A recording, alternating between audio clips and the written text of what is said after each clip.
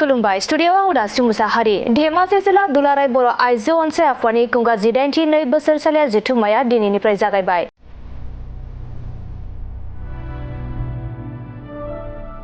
सेंगाजार माजलबारि बर' गुदि फरायसालिनि गेवलां सिथ्लायाव दिनैनिफ्राय खुंफुंजाबाय धेमाजि जिल्ला दुलाराय बर' आइजो अनसाय आफादनि कुंगा 18 बोसोरसालिया जथुम्माया।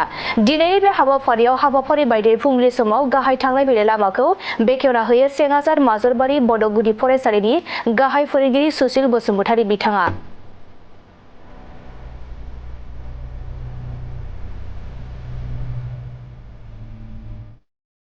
मुंख्लं थुनलाइस्रि बसुमतारीनि गाहाय सायनासालिखौ बेखेवनानै होयो बर' थुनलाइ आफादनि नेहाथारि सोरजिला औवारिजों एसपि बड' जौसिन फरायसालिनि लेङाइ गाहाय बारग' फोरोंगिरि ललित चन्द्र बर'। रुंसारि उपेन देउरि गोसोखां जामुंसालिखौ बेखेवनानै होयो मोनसे समनि सिलाफोथार दख'रा एबसुनि आफादगिरि दीपक कुमार ब्रह्मआ। हाबाफारियावनो बाहागो लाबावो खौसेथि बर' सुबुं आफादनि आफादगिरि राथिराम बसुमतारी, लोगो आफादगिरि रबिन बर', दुलाराय आइजो अनसाय आफादनि लेङाइ नेहाथारि सुभारानी बसुमतारी बिथांमोनजों लोगोसे गुबुन गुबुन बिबाननि सोद्रोमाफोरा बे हाबाफारियाव बाहागो लादों।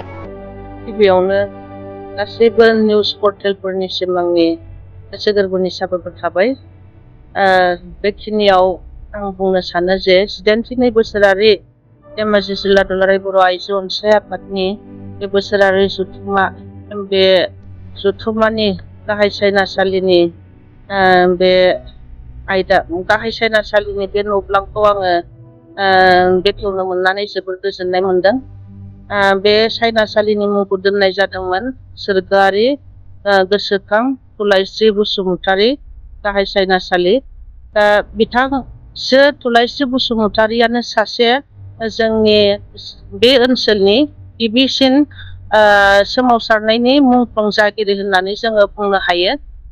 बे समाव 1988 मायथाइयाव जोंनि गासै अल आसामावनो बर'फोरनि गेजेराव सोमावसारनाय सुबुं गौमा रेलि लानाय जादोंमोन आरो बे समावनो थुनलाइस्रि बसुमतारीयाबो बाहागो लानो होननानै फैदोंमोन। जोङो बे समाव सुबुं गौमाखौ जनाय कर्टआव लानाय जादोंमोन आरो बे फैबाय थानाय समावनो थुनलाइस्रि बसुमतारीमोननि ओनसोलनिफ्राय ट्राकजों फैनानै ससे लामायावनो खमसे खम बिसोरो 8-10 किल'मिटारसोल' बिसोरो फैदोंमोन।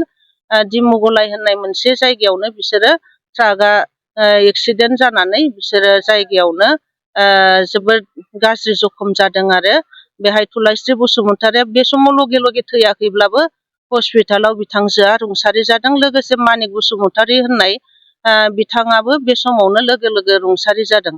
बेनिखायनो थुनलाइस्रि बसुमतारी गोसोखां बे सायनासालिखौ आंखौ बेखेवनो होनायाव आङो जोबोर गोजोननाय मोनदों आरो बे सायनासालियाव जोंनि दुलाराय बर' आइजो अनसाय आफादनि बेन्दोङाव थानाय धेमाजि जिल्ला दुलाराय बर' आइजो अनसाय आफादाबो गोबां खामानि मावबोनानै दिनै 18 बोसोरारि जथुम्मानि बे समाव जोंनि आइजोफोरनि माखासे मावनो गोनां खामानि, मावनो थानाय मावखांनाय आरो माखासे आयदाफारिफोरखौ लानानै सावरायनाय, जाहाथे समाजनि रांखान्थिनि, राजखान्थिनि, सोलोंथाइनि गासै बिथिंफोरखौ लानानै सावरायनानै समाजनि मोजां हाबा मावलांनो हायो।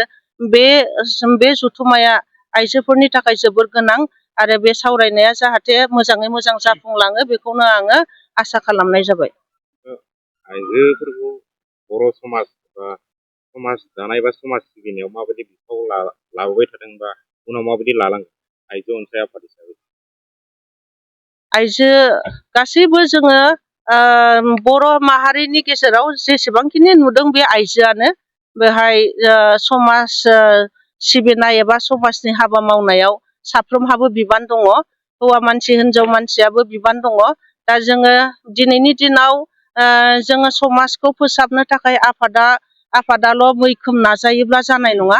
बेवहाय गासैबो समाजनि, गामिनि आरो साफ्रोम सुबुंफोरानो गावबागावनि रैखाथि, गावबागावनि समाज बेबस्था, न'खर बेखौ मोजाङै दैदेनलांनो बाहागो लायाबोला, आफादाल' थोंजोङै नांथाब नाजाबाय थायोब्ला बे जाफुंनाय नङा। जायखिजाया जोंनि दुलाराय बर' आइजो अनसाय आफादनि गोबां खामानिफोरा बै समनिफ्रायनो जाबोनानै दिनैसिमबो थाद'आखै, मावबोगासिनो आरो बे समाव मावनाया जाबाय थागोन।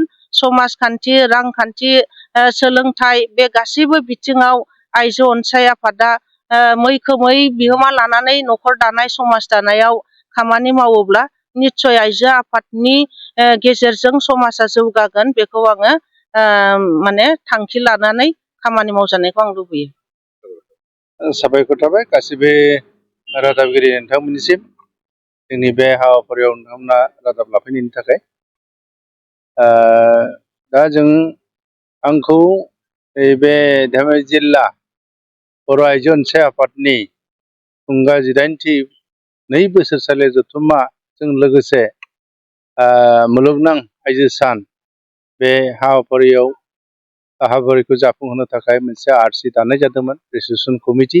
बे रेजिस्ट्रेसन कमिटिनिनो आंखौ आफादगिरि हिसाबै बिथांमोना सायख'नानै होयो आरो नेहाथारि हिसाबै आरसिनि नेहाथारि हिसाबै सनसिं ब्रह्म बिथांखौ लानाय जादों।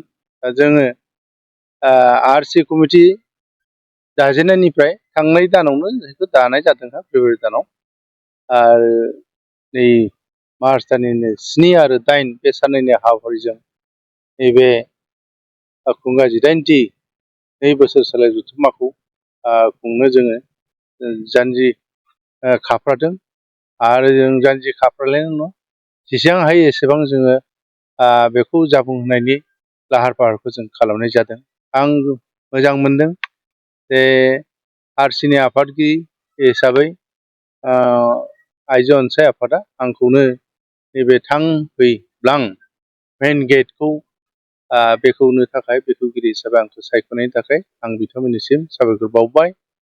आरोबाव आं आसा खालामदों नैबे 7 आरो 8 मार्चनि साननैनि हाबाफारिया मोजाङै मोजां जाफुंसारगोन। अदेबानि मोनसे बाथ्रा हरखाबै जिहेतु साननैनि हाबाफारिखौ लानानै जों बेयावहाय कनफारेन्स खुंनो लादों बेयाव जोङो बारा सम मोननाय जायाखै जिहेतु मोनसे आफादनि कनफारेन्सखौ मोजाङै जाफुंहोनोबा मोजां मोनसे सम नांगौ मानोना रां राहानि खोथा थायो गोबांथार बिदि रां खेन्दा कालेक्सन खालामनायनि बाथ्राबो फैयो। दा जोङो खम समनि भितराव जोङो गासैबो बिथिङाव बयजोंबो जोङो मोजाङै लोब्बा लाखिनानै जों कालेक्सन खालामनो हायाखैब्लाबो बिसेसकरि जोङो बे साननैनि हाबाफारिखौ थिरै खुंनायनि थांखि लाबाय ओमफ्राय हागोनखौ साक्सेस जागोनखौ आं मिजिंथिबाय।